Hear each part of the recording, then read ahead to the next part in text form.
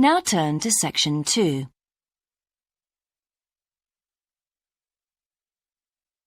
Section 2.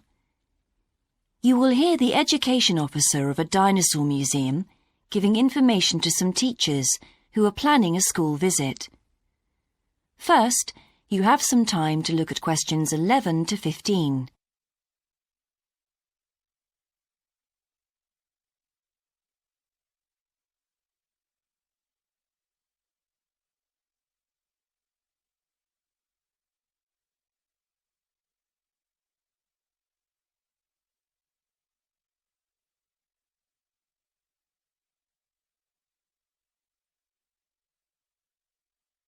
Now listen carefully and answer questions 11 to 15. Hello, and thank you for asking me to your teachers' meeting to talk about the Dinosaur Museum and to tell you a bit about what you can do with your students there. Well, let me give you some of the basic information first. In regard to opening hours, we're open every day of the week from 9 a.m. to 8 p.m. except on Mondays, when we close at 1:30 p.m.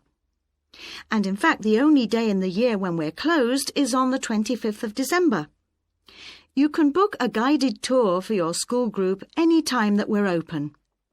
If you bring a school group to the museum, when you arrive, we ask you to remain with your group in the car park.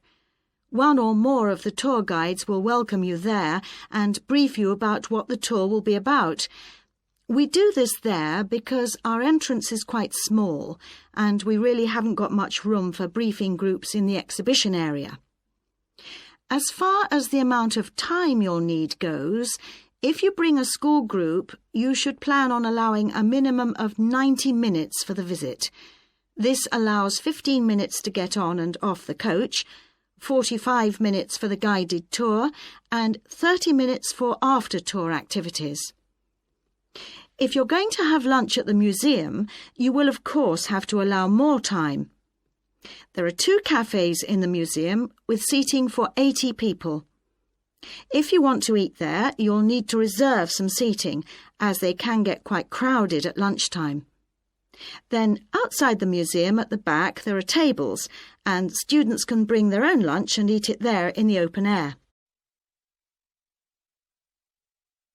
Before you hear the rest of the talk, you have some time to look at questions 16 to 20.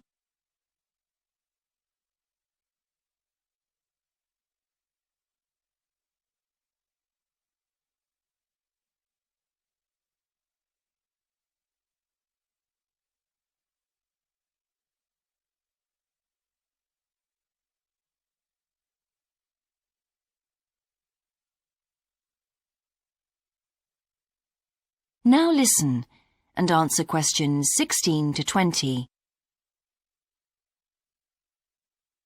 When the students come into the museum foyer, we ask them to check in their backpacks with their books, lunchboxes, etc. at the cloakroom before they enter the museum proper. I'm afraid in the past we have had a few things gone missing after school visits, so this is a strict rule. Also, some of the exhibits are fragile, and we don't want them to be accidentally knocked. But we do provide school students with handouts with questions and quizzes on them. There's so much that students can learn in the museum, and it's fun for them to have something to do. Of course, they'll need to bring something to write with for these. We do allow students to take photographs. For students who are doing projects, it's useful to make some kind of visual record of what they see that they can add to their reports. And finally, they should not bring anything to eat into the museum or drinks of any kind. There are also a few things that students can do after the tour. In the theaterette on the ground floor, there are continuous screenings of short documentaries about dinosaurs which they can see at any time. We used to have an activity room with more interactive things like making models of dinosaurs and drawing and painting pictures, even hunting for dinosaur eggs. But unfortunately, the room was damaged in a bad storm recently when water came in the roof, so that's closed at the moment.